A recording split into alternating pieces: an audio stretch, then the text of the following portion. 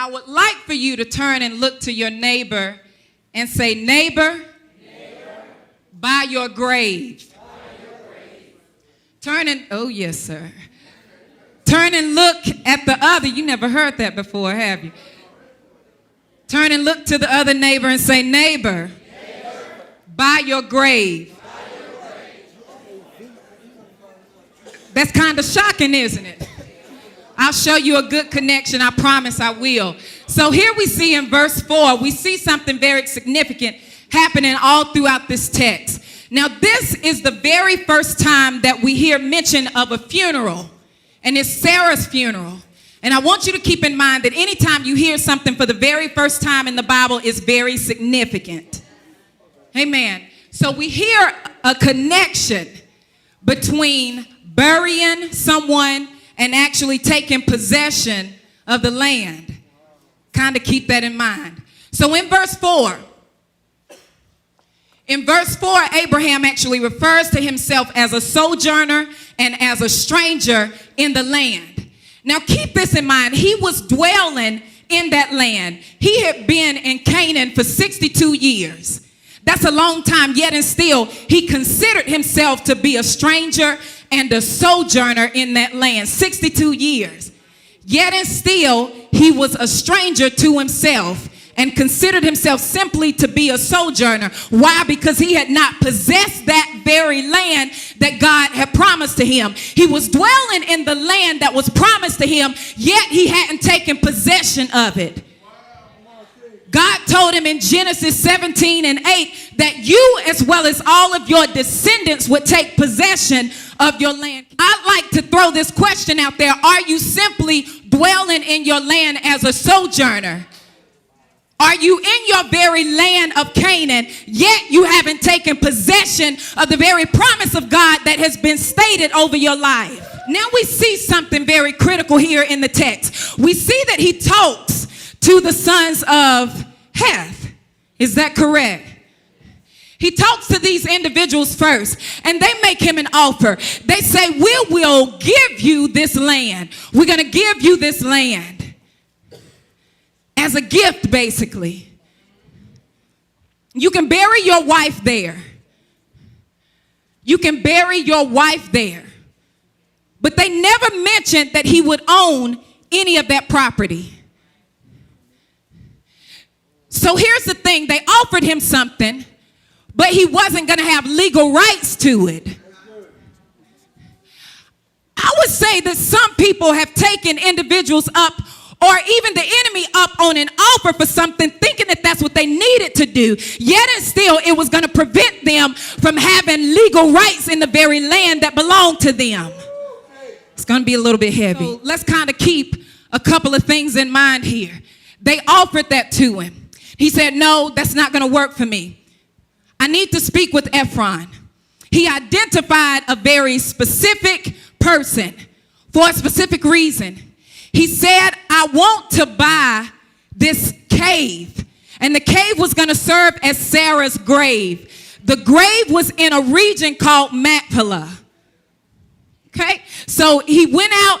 They brought him back in. He said, I need for you to intercede on my behalf. I need for you to go and talk to him and tell him that this is what I need to do so that I can bury my wife. So let me throw some things out here just about Sarah and this moment that we see here. We see something very critical here. In verse 3, it said, then Abraham rose from beside his dead wife and spoke to the Hittites. Could it be that you haven't quite possessed your land because you're still laying beside dead situations? I told you it was going to be a little bit heavy. Could it be that you are still laying beside old mindsets, old behaviors, old thoughts, old ideas?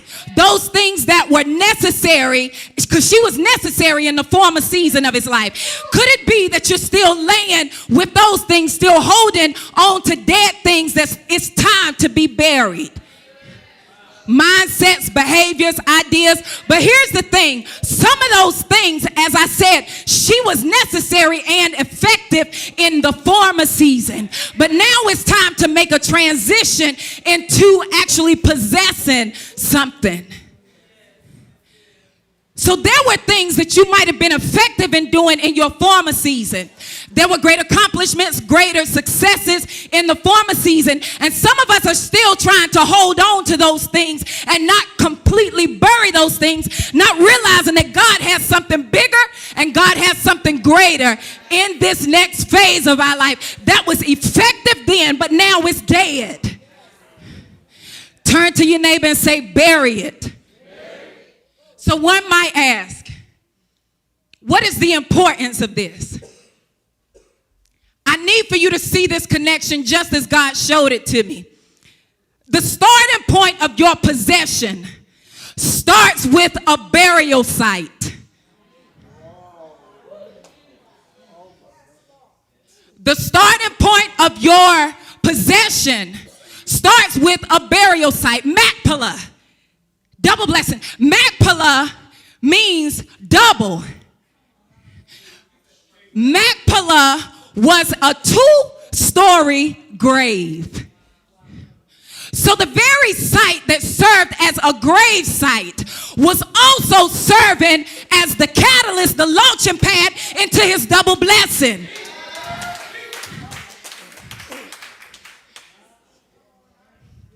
Could it be that we have not taken possession of our land because we have not laid some things down and buried some things?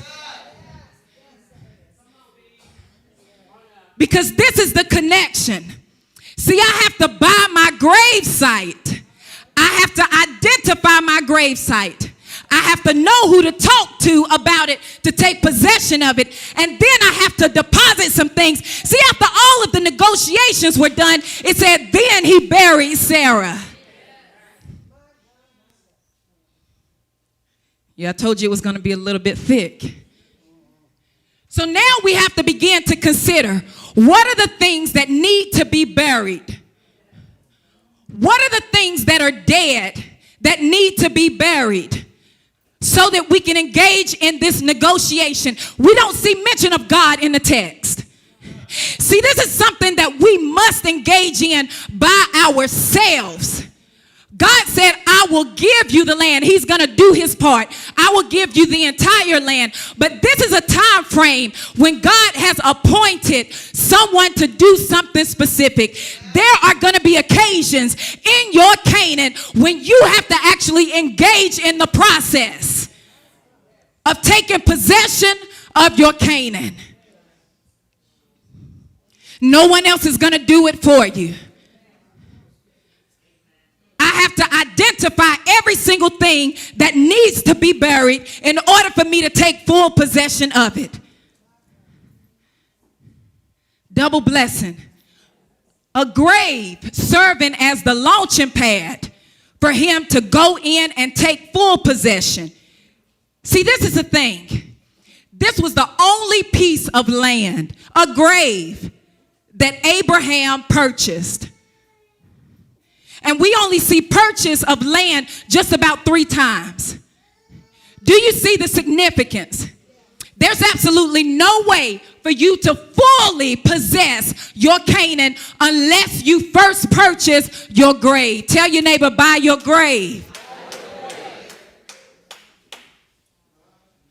I need to identify those people, those circumstances, those situations that are hindering me from taking full ownership of my land, and I need to bury them. Because if I don't bury them, they're going to hinder me from going in and possessing it all. This is my leverage. A deposit. The grave was his down payment. The grave was the down payment on the entire territory. A grave was his down payment. So you might ask the question, how do I know where My grave needs to be. Because once you know the extent of your land, then you'll know that you are to position your grave at the end of your land. Better is the end of a thing than the beginning. He put the grave, he purchased the grave at the end of it. And he said, I need for you to get her out of my sight. I need to bury her out of my sight. Here's the issue. A lot of us have purchased our grave, but we have positioned it in the wrong location. Many have purchased their grave, and they've begun to deposit some things in the grave, understanding that there is a connection between possession and the grave. But they positioned it in a place that's both visible and accessible. We know that everything doesn't quite end at the grave, but certain things can be resurrected. So here's what ends up happening. You position that grave, that burial site, in a place that you can access, and then you go back in and you resurrect those things that should have remained buried. He said, get her out of my sight, because she's not relevant to who I am now. She's not relevant to me going in and possessing. She's not necessary any longer. If you position her at the end of my land where I can't see her until I've gone through some things, until I've actually accomplished some things, then she won't serve as a hindrance. You have to know who to talk to. You have to know who to negotiate with. See, here's the thing. God said that we are doing some things in the spirit realm, but in the natural, we're not quite doing everything that we need to do. See, here's the thing in this year of Jubilee. You need to know who to negotiate with. You need to know who to have a conversation with in order to take full possession of your land. You need to know who is in authority, who has the keys, who owns that land that you seek to purchase. You need to identify the key players in your situation. See, here's the thing. Abraham was content waiting. He waited for 62 years. He waited for the manifestation of the promise. And then a circumstance took place that actually pushed him forward. This circumstance was not a pleasant circumstance. It was not an expected circumstance, but it was because of this circumstance that he began to move forward to go in and possess. Stop waiting. Stop waiting for it to come to you. You go and get it. Tell your neighbor to go and get it. Some of the people under the sound of my voice, before we make the transition over to Canaan, you need to bury your own mindsets so that you can fully operate in the things of God that he's called you to do over there, because what worked over here is not going to work over there. I came to tell you today, you better bury it now. I came to tell you today, bury it, stop sleeping beside dead things, and walk away.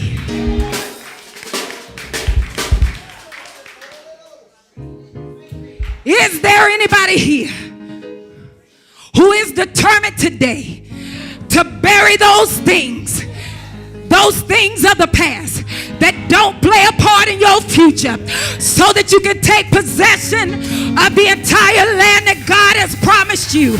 Not a portion. We won't be satisfied with that.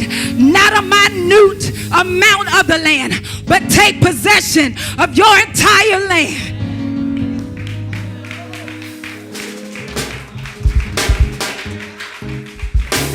We should be sick and tired.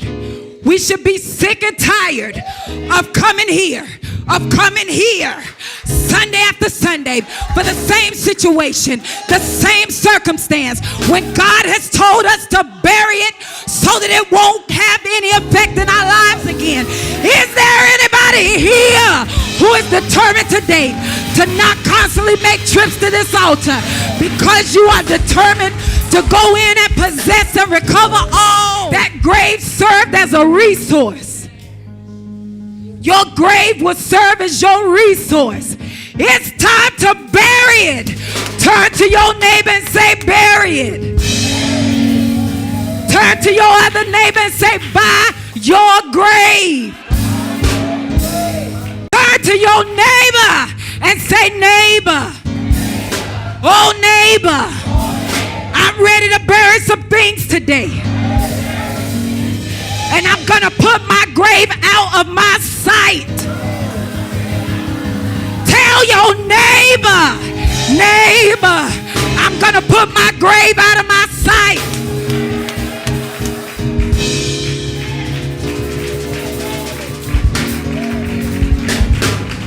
The circumstance wasn't pretty. No, your circumstance is not pretty. It's nothing cute about it. But guess what?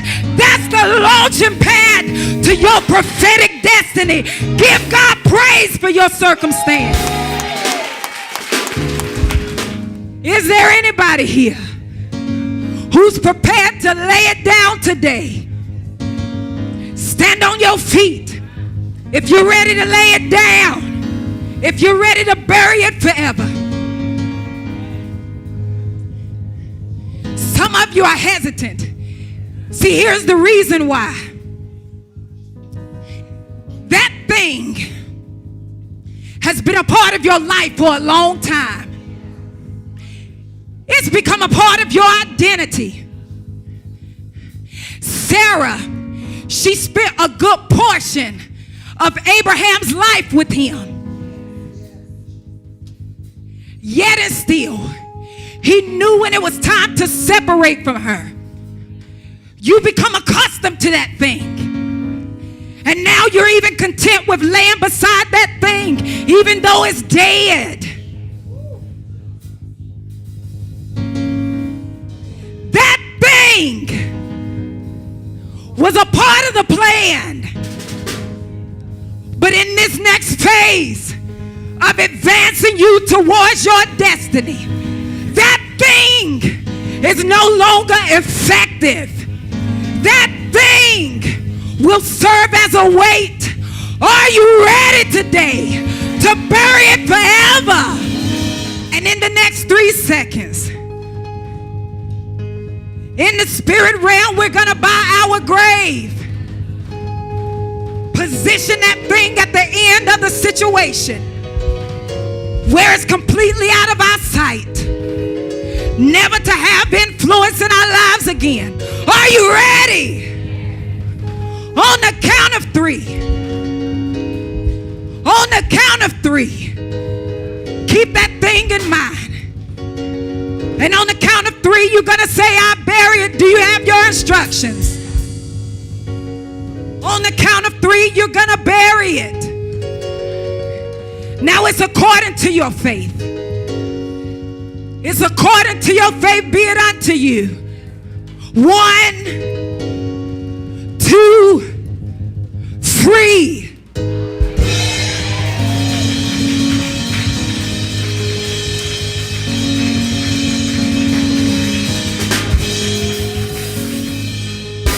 So what we're gonna do, if I can have free range in this, imagine that this area is the end of your situation. And I want you to walk around in a line. We need some music of victory where they're going to walk around and make a deposit on their Canaan by burying that thing that will hinder them in this season. We're going to start in the back.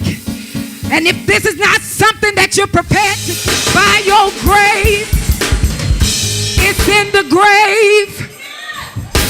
It's in the grave. It's in the grave.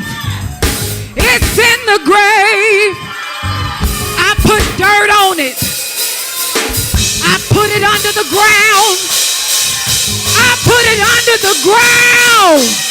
It's not coming back. I put it under the ground. It's not coming back. I put it under the ground. It's not coming back. I put it under the ground. It's not coming back. It's not coming back. It's not coming back.